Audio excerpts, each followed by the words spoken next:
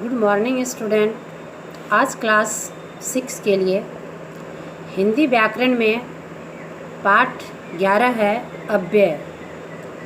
अव्यय का यहाँ भाव होता है अविकारी, वह शब्द जिसमें कोई विकार नहीं होता है। परिभाषा के तौर पर हम इस प्रकार कह सकते हैं कि अव्यय वह शब्द है जिसमें लिंग, कारक, वचन के द्वारा या लिंग, वचन या कारक के कारण कोई परिवर्तन नहीं होते हैं। वैसे शब्द आप यूँ समझें जो शब्द के रूप में कोई परिवर्तन नहीं होता है, जैसे और है, लेकिन है, पीछे है। तो ऐसे शब्द जिसके रूप में कोई परिवर्तन नहीं होता है लिंग, वचन और कारक के अनुसार, उसे ही हम अविकारी शब्द कहते हैं। अब इसका भेद जो है 4 रूप में बटा हुआ है। अव्यय के 4 भेद होते हैं, जैसे क्रिया विशेषण। क्रिया विशेषण के अंतर्गत जो शब्द आते हैं उसके रूप में परिवर्तन नहीं होता है, जैसे धीरे धीरे, लगातार। ये शब्द जो हैं जोड़ जोड़ से, तो यह क्रिया की विशेषता को प्रकट कर रहा है और ऐसे शब्द में परिवर्तन नहीं होते हैं। अब है दूसरा समुच्चय बोधक, यानी क्रिया विशेषण का अर्थ आप एडवर्ब से समझें।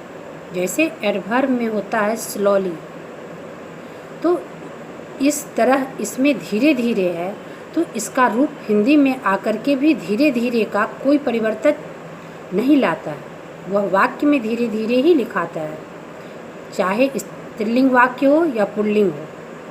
धीरे धीरे का रूप जो है क्रिया विशेषण का नहीं बदलता है। दूसरा है समुच्चय बोधक, यानी कंजक्शन। वाक्य में शब्द को जोड़ने वाले जो शब्द होते हैं वह कंजक्शन कहलाते हैं, यानी क्रिया समुच्चय बोधक।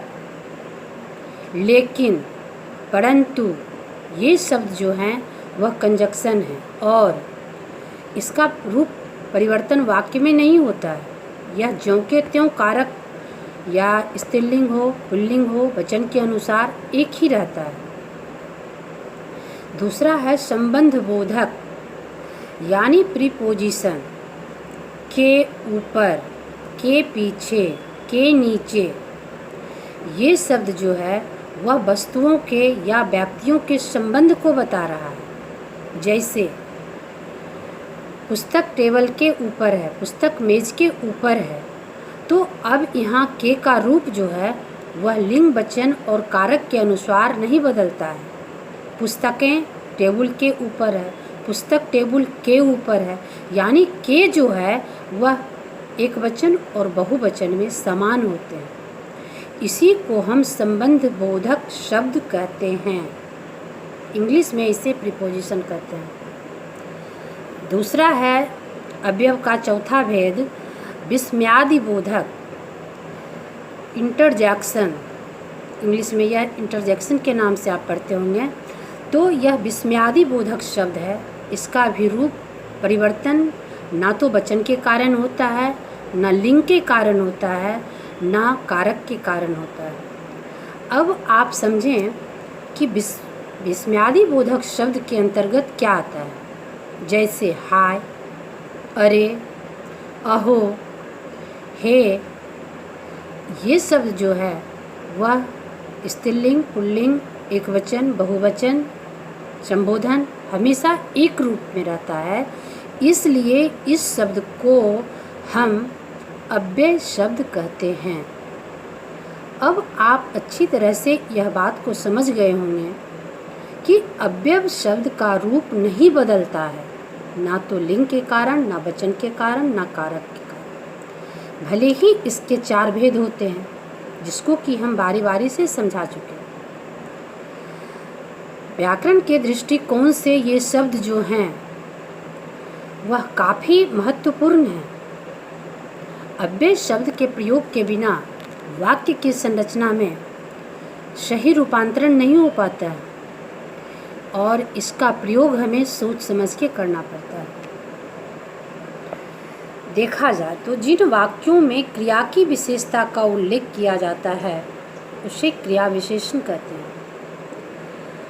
बातों को आप अच्छी तरह से समझें कि जिस वाक्य में क्रिया की विशेषता को बताया जाता है, वाक्य तो बिना क्रिया के बनते नहीं हैं।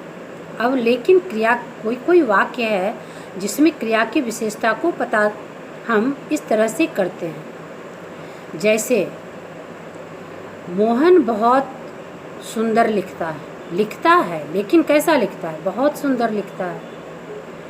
सीता बहुत मीठे स्वर में गाती है लेकिन मीठे स्वर में गाती है। तो उसकी क्रिया को विश्लेषण किया जा रहा है, वर्णन किया जा रहा है। घोड़ा बहुत तेज़ी से दौड़ता है, सब लोग दौड़ता है, सब जानवर दौड़ता है, लेकिन यहाँ हम बोल रहे हैं कि घोड़ा बहुत तेज़ी से दौड़ रहा है, तो बहुत तेज़ी से यह उसकी क्रिया की विशेषता को बताता है। तो यह क्रिया विशेषण है। दूसरा है, अब इसमें क्रिया विशेषण को भी कई भागों में बांटा जाता है, जैसे कालवाचक, स्थानवाचक, परिमाणवाचक और रीतिवाचक। जिस तरह से आपका क्लास ऊपर होते जाएगा, आप ऊपर बढ़ते जाएंगे, व्याकरण के दृष्टिकोण से हर परिभाषा को, हर भेद को विस्तृत रूप में समझाया जाता है। अब आप कालवाचक के बारे में समझें कि जो क्रिया की विशेषता होती है उसमें काल का क्या महत्व है। जैसे कालवाचक जो शब्द होते हैं उससे क्रिया के होने का पता चलता है। पिताजी अभी अभी बाजार से आए हैं, तो इस वाक्य से पता चलता है कि पिताजी का आना अभी तुरंत हुआ है। तो उनकी क्रिया की विशेषता है कि वह अभी अभी आए हैं। अब स्थानवाचक, जिन शब्दों में कर्ता द्वारा की जाने वाली क्रिया विशेषण के स्थान का बोध होता है उसे हम स्थानवाचक क्रिया विशेषण कहते हैं। जैसे हमारे आसपास में ही एक सुंदर समारोह का आयोजन किया जा रहा है। अब इसमें यह बताया जा रहा है कि समारोह का जो आयोजन होगा वह हमारे आसपास में, तो ये स्थानवाचक क्रिया विशेषण है।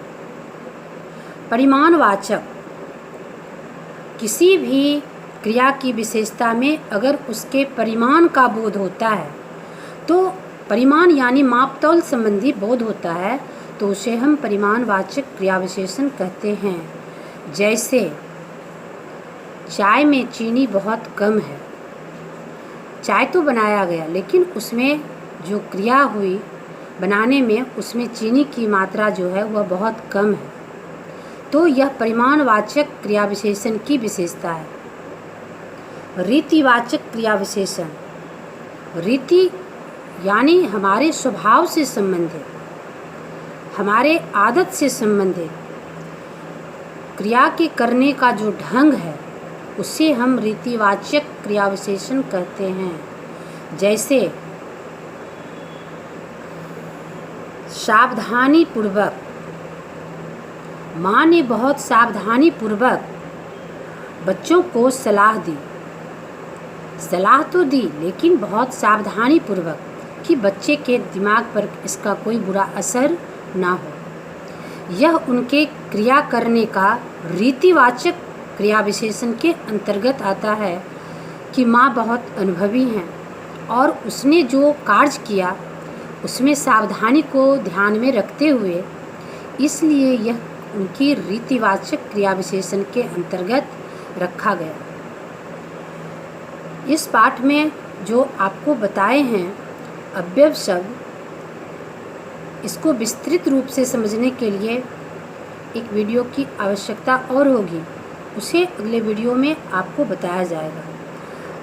अव्यय को पहले आप बहुत अच्छी तरह से समझें कि अव्यय वह शब्द है जिसके रूप में कोई परिवर्तन नहीं आता है।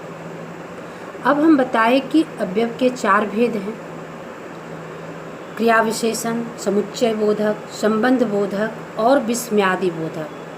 सभी की परिभाषा को समझाए, उसके उदाहरण को समझाए। तो इस तरह से इसमें सिर्फ अभी हम क्रिया विशेषण के अंतर्गत जो हम क्रिया विशेषण के भेद को ही समझा पाए हैं। इसमें और सारे भेद जो 3 हैं वह शेष रह गए हैं। धन्यवाद।